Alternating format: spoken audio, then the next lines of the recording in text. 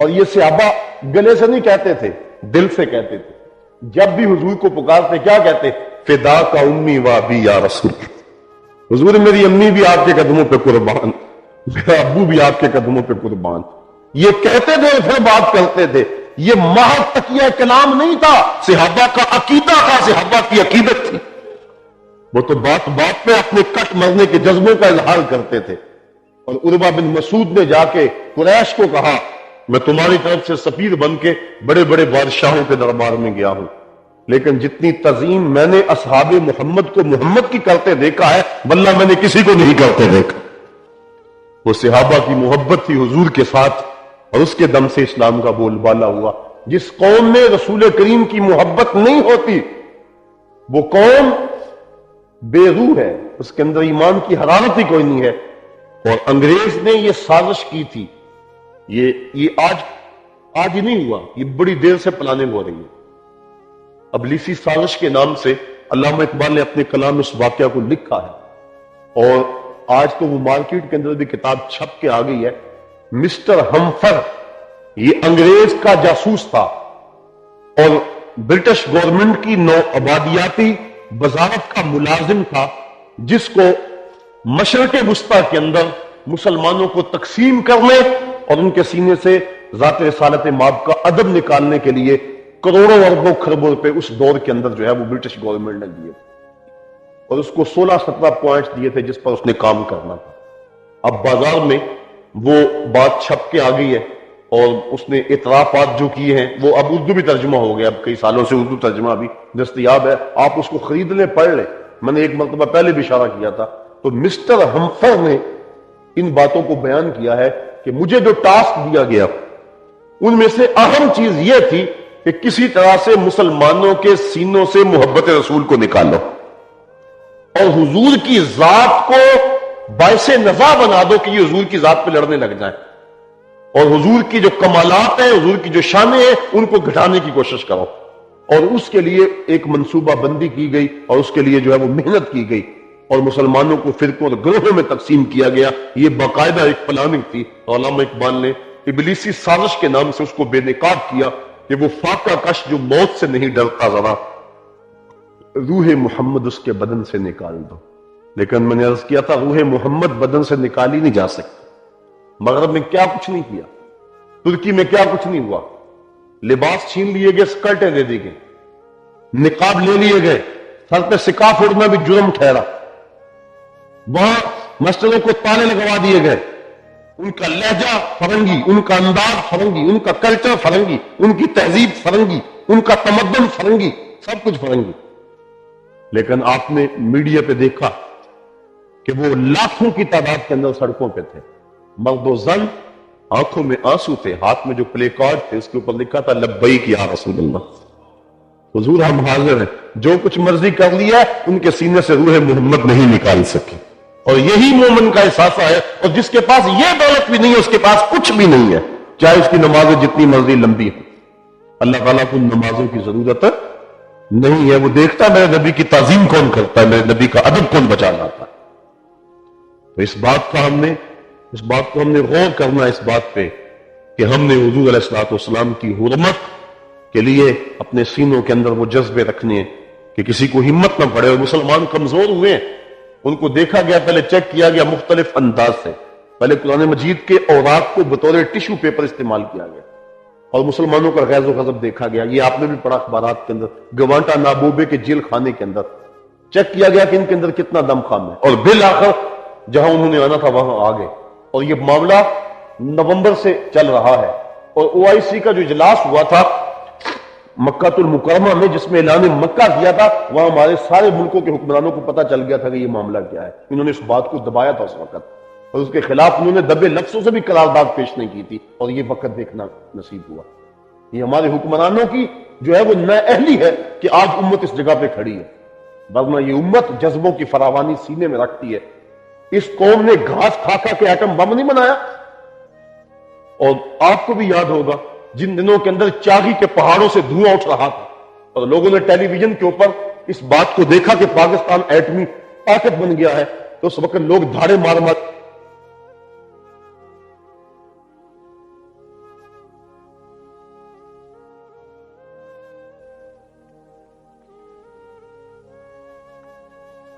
اس وقت دلوں کے اندر جذبوں کی فراوانی تھی، ہر بندہ خوش تھا کہ آج پاکستان جو ہے وہ ایسی قوت بن گیا ہے اور ہم دشمنوں کی آنکھوں میں آنکھیں بات ڈال کے بات کرنے کا ڈر سیکھ جائیں گے ہم. لیکن پھر ہمارا حال کیا ہوا؟ ہم اس کی حفاظت کے لیے جھکتے چلے جا رہے ہیں اور ہم غلامانہ ذہن کو دوستی کا روپ دے رہے ہیں اور دستے قاتل کو بوسے دینے کے لیے بےتاب ہے.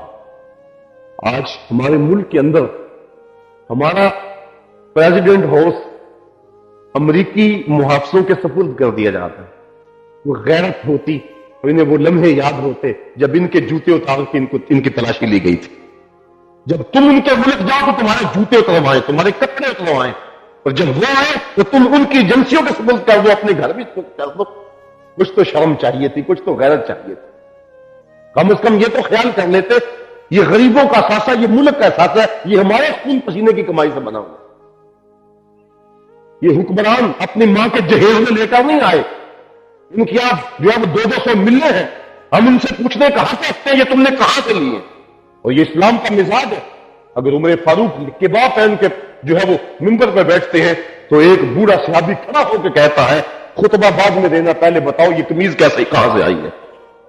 پہلے یہ بتاؤ کہ جو چادر مال غنیمت میں تقسیم ہوئی ہے اس چادر سے لمبے قد والے کی قمیض نہیں بن سکتی. تو ہم آپ کی تقریر بعد میں سنیں گے، پہلے یہ بتاؤ کہ آپ نے جو لباس پہنا ہے، یہ جو عبا پہنی ہے، یہ کس چادر سے بنی، کہاں سے پیسے آپ نے دی؟ یہ اسلام کا مزاج ہے. تو میرے فاروق ناراض نہیں ہوتے بلکہ اس کو کہتے ہیں کہ جو میرے بیٹے کے حصے کی چادر تھی اس نے بھی مجھے دے دی اور میری قمیض بن گئی ہے. اور پھر بات کو شروع کرتے ہیں. یہ اسلام کا مزاج ہے حکمران کا محاسبہ کرنا، اور حکمران اپنے گورنر کا محاسبہ کریں. حضرت ابو ہریرہ جب گورنر بن کے گئے تو وہاں کے لوگوں نے آپ کو تحائف دیے. جب واپس آئے تو 4000 درہم آپ کے پاس. حضرت عمر فاروق نے احتساب کیا.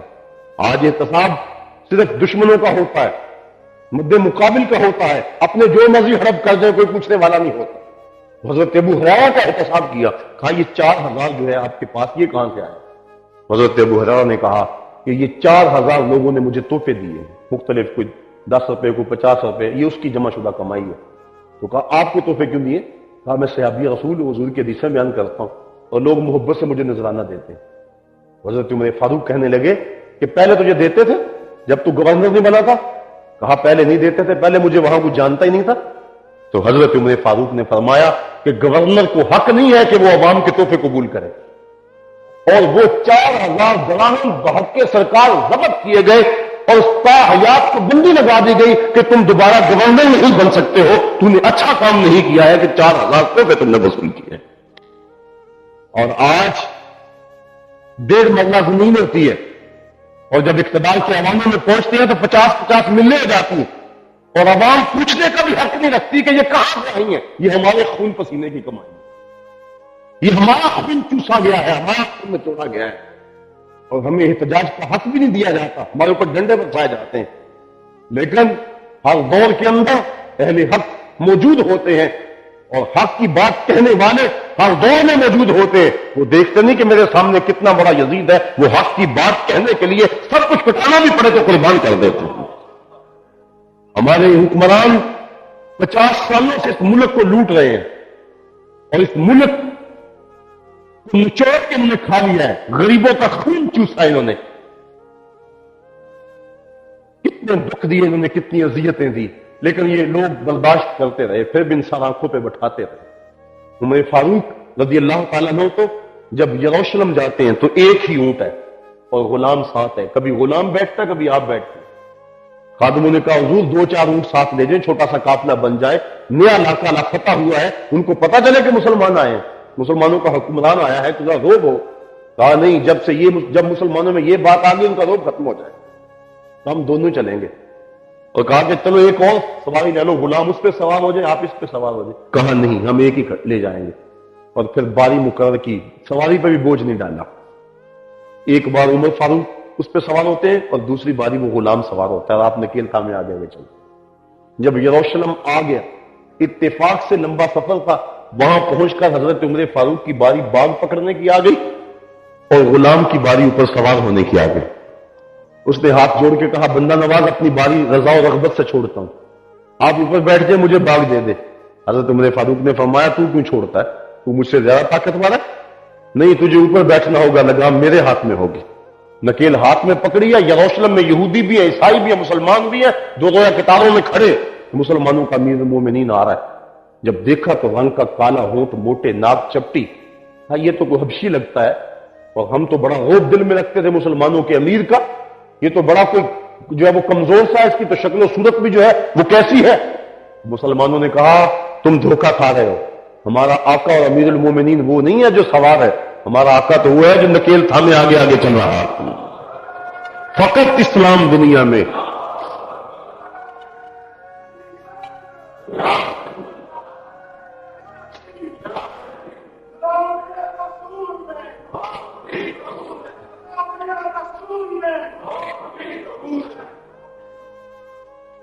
چھیاسی گاڑیوں کے بیڑے ان کے آگے پیچھے ہوں، اور یہ جو ہے وہ اپنے ایوان سے گھر جا رہے ہیں، درجنوں گاڑیاں ان کے آگے پیچھے ہیں، انہیں کوئی پوچھنے والا نہیں ہے، اور غریب کو جینے کا حق بھی نہیں ہے، اس کی سانسیں مشکل ہو گئی۔ مصطفیٰ کریم صلی اللہ علیہ وسلم کی اور اللہ تعالیٰ کی امانت ہے یہ ملک پاکستان، اور یہ لا الہ الا اللہ کی سربلندی کے لیے حاصل کیا تھا، حکمرانوں کی عیاشیوں کے لیے حاصل کیا گیا تھا۔ اب کیوں نہیں یہ تعلق توڑتے مغربی آقاؤں سے؟ انہیں پتہ ہماری عیاشیاں جاتی ہیں، نظام مصطفیٰ کیوں نافذ نہیں کرتے؟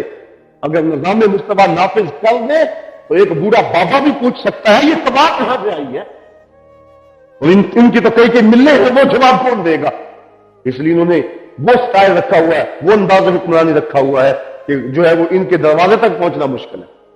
تو صاحبوں، ہم نے انداز حکومت کو بھی بدلنا ہے، اور ہم نے اس کو اپنے عمل اور اپنے کردار سے بدلنا ہے۔ اللہ کے حبیب صلی اللہ علیہ وسلم کی حرمت کا معاملہ ہے، اس معاملے کے اندر ہم کسی قسم کی کوئی خوف، کوئی مداحنت اور کوئی ایسی بات اپنے دلوں کے اندر نہیں پاتے۔ اللہ تعالیٰ نے یہ اعزاز ہے، اللہ نے اگر آپ کو قوت عطا فرمائی ہے، دلوں کو مضبوطی دی ہے، تو اس کو اللہ کا عطیہ سمجھیں۔ یہ اللہ کا عطیہ ہے کہ اگر دل مضبوط ہے۔ آج یہ بھی سبق پڑھائے جاتے ہیں کہ نہیں تمہارا طرز ٹھیک نہیں ہے، تم جذباتی ہو گئے، تمہاری گفتگو جو وہ آگ لگانے والی ہے۔ آج ایسی باتیں بھی کی جاتی ہیں، لیکن نہیں، یہ ذات کے لیے جذباتی نہیں ہے۔ ہم ذات کے لیے کبھی جذباتی ہو، ہمارا گھر بھی لوٹا جائے تو ہم بات نہیں کرتے، ہم ذات کے لیے جذباتی نہیں ہوتے، مصطفیٰ کی ذات کے لیے جذباتی ہوتے، تو یہ ہمارا حق ہے اور یہ ایمان کی حرارت ہے۔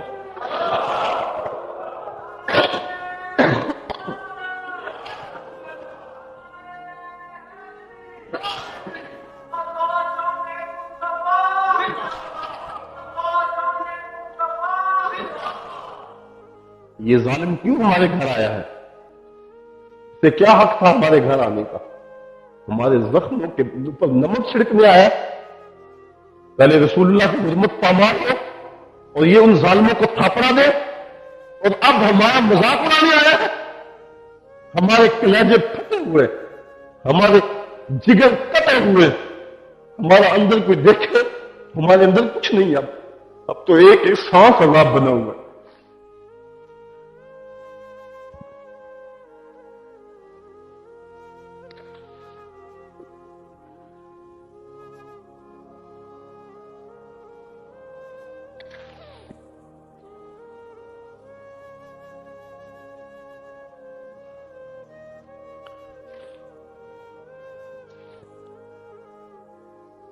دنیا کا سب سے بڑا غنڈہ،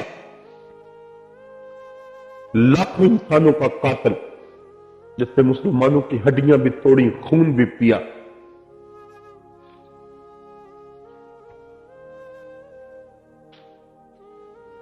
ابو غریب کی جیل کے پیچھے کیا نور کی سسکیاں اور موصل کے کوچہ و بازار کے اندر روتی ہوئی فاطمہ کی چیخیں ہم بھول گئے؟ ہمیں سب یاد ہے، ہمارا دل، ہمارا کلیجہ زخمی ہے۔ اب ہمارا مذاق اڑانے کے لیے آئے، اور ہمارے حکمران اس ہاتھ کو غصے دینے کے لیے بےتاب ہیں جس ہاتھ کی آستین کے ایک ایک تار سے مسلمانوں کا خون ٹپک رہا ہے۔ اس ظالم کے آگے سرخ قالین بچھاتے ہو جس نے مسلمانوں کے خون سے زمین کو رنگا ہے، جس نے مسلمانوں کے خون چوسنے والے بم گرائے تھے، بستی بستی گرائے تھے۔ اس کو انسانوں کو قتل کر کے جو ہے وہ سلامیاں دیتے ہو، تمہارے گھر سے بغیر کسی جرم کے جس کو چاہے اٹھا کے لے جاتا اور تم پیش کرتے ہو، اور تمہیں یہ حق نہیں ہے کہ تم کہو کہ وہ کتے ہمارے حوالے کرے اور ہم اپنے قانون کے مطابق اسلامی ضابطوں کے مطابق ان کو سزا دیں گے۔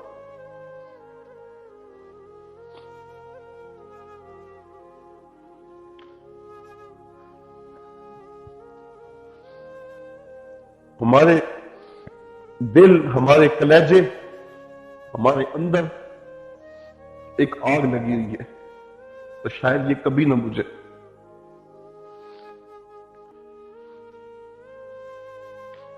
شاید یہی آگ ہماری موت کا سبب بن جائے، اللہ کرے بن جائے۔ پھٹ رہے کلیجہ، اندر زخمی ہو گئے، یہ دن ہم نے دیکھنے تھے۔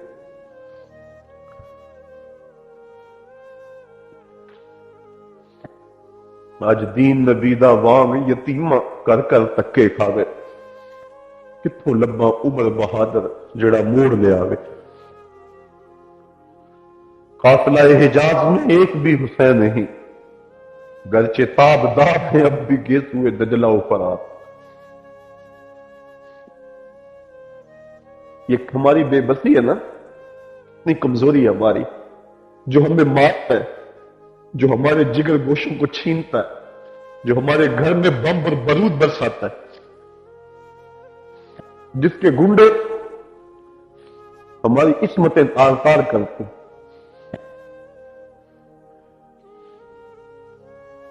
آج ہم اس کے آگے آنکھیں فرش کرا کر رہے ہیں، اس کے آگے سرخ قلین بچھا رہے ہیں، اس کو اپنے گھر کی چابیاں دے دی ہوئی ہیں، تجھے یہ بھی احساس نہ ہو کہ کسی اور کا گھر ہے۔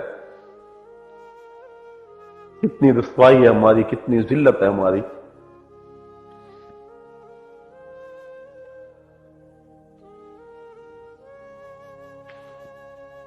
کیا کہوں اور کیا رہ گیا ہے کہنے کے لیے میرے پاس۔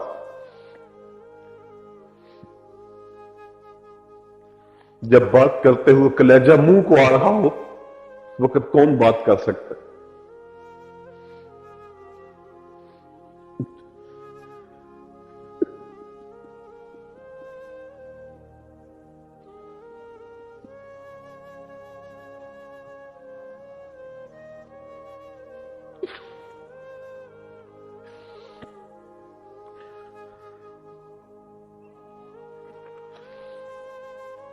تجھ سے فریاد ہے اے گنبد خضرا والے، تجھ سے فریاد ہے اے گنبد خضرا والے، کعبے والوں کو ستاتے ہیں کلیسا والے۔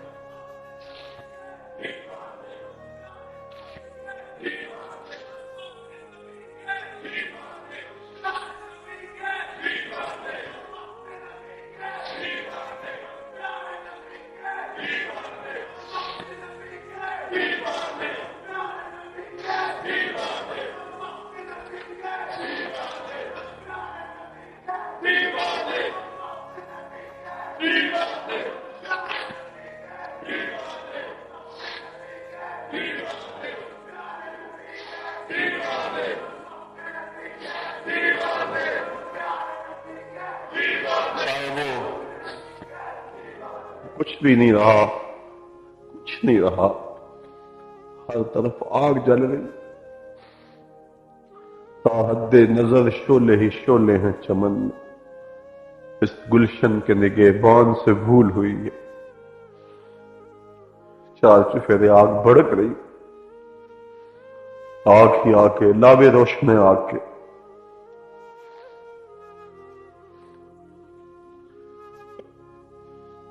اب نماز جمعہ ادا کر لیں گے، ہم ایک پرامن ریلی نکال لیں گے، جذبات تو بڑے، لیکن اپنے ملک کی املاک کو کون چلاتا ہے؟ وہ بیوقوف ہے جو اپنا گھر چلاتا ہے۔ اور امن رہیں گے، میں نے اس کا انتظام کیا ہے کہ کوئی بندہ شرارت بھی نہ کر پائے، سارے چلیں گے۔ سڑکیں آج ویران ہیں، آج پوری امت مسلمہ سراپا احتجاج ہے۔ حکمرانوں نے بڑا روکا ہے، لیکن آج جاوا کے ساحل سے لے کر رباط کے کوچہ و بازار تک پوری امت تڑپ رہی ہے، لبوں پہ درود و سلام کے نغمے۔ 1,40,00,000,000 انسان سسک رہے ہیں، ان کے ہاتھوں میں کچھ نہیں ہے، ان کے آنسو ہیں، اور آنسو بھی اب خون بن رہے ہیں، اور یہ آنسو تیل بھی بن سکتے ہیں جس سے پورے جہان کو آگ لگ سکتی۔ ہم نے بھی اپنے آقا کو بولا کہ حضور اپنی محبتوں کا خراج پیش کرنا ہے، ہمیں حکومتوں سے بھی غرض کوئی نہیں ہے، یہ بات بھی ذہن میں رکھیں۔ نہ ہم ان راہوں کے مسافر ہیں، نہ سیاست کا کوئی گمان ذہن کے کسی خانے میں ہے، یہ تو رسول کی محبت کی تڑپ ہے۔ اور حکمران اگر ہمارے ساتھ ہو جاتے تو یہ بہتر تھا، آواز مؤثر ہو جاتی، پوری مسلم امہ اکٹھی ہو جاتی، لیکن اب بھی انشاءاللہ حالات بدل رہے ہیں۔ آج کے حالات کل سے مختلف ہیں۔ آج حکومت نے بھی ہدایت کر دی ہے اپنے کچھ لوگوں کو کہ تم ریلیوں میں شامل ہو جاؤ۔ اب کیا کرے، اس طوفان کو روکا تو نہیں جا سکتا، حالات بدل رہے ہیں۔ ہاں ملیں گے سینہ چاکانے چمن سے سینہ چاک، ہاں روشنی ہوگی، اجالے ہوں گے، نور پھیلے گا۔ ہاں مصطفیٰ کے نام کو کون مٹا سکتا ہے؟ بڑا کچھ ہوا لیکن اللہ نے گوارا کر لیا، لیکن مصطفیٰ کی توہین تو گوارا نہیں کرتا وہ۔ ہاں اب لابے پھوٹیں گے، بجلیاں نکلیں گی، گلی گلی شور ہوگا، روح محمد جاگ اٹھی ہے۔ اللہ